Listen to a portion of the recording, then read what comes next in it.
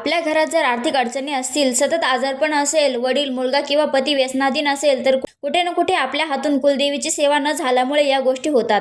त्यासाठी कुलदेवी माहीत असणे पण गरजेचे आहे. श्री तुळजाभवानी माता, श्री महालक्ष्मी माता, श्री रेणुका माता व श्री सप्तशृंगी माता यापैकीच एक आपली कुलदेवी असते.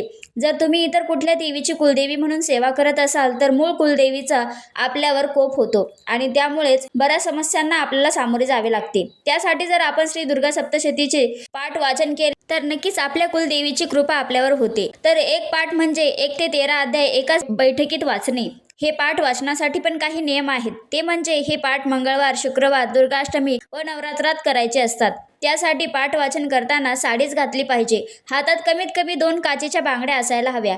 कपाळाला टिकली न लावता हळदी कुंकू असावे.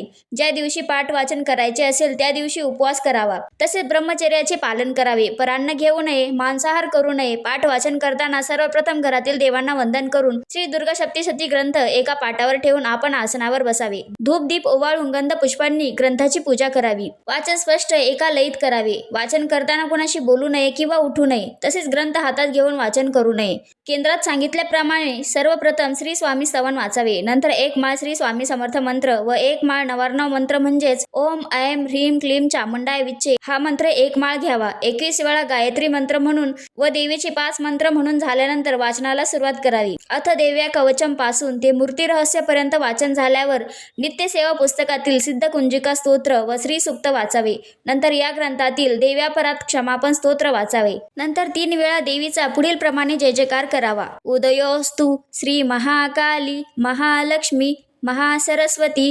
राजराजेश्वरी आई साहेब श्री अंबा माता की जय, श्री अंबा माता की जय, श्री अंबा माता की जय असा 3 वेळा जय जयकार करावा. अशा पद्धतीने तुमचा एक पाठ पूर्ण होतो.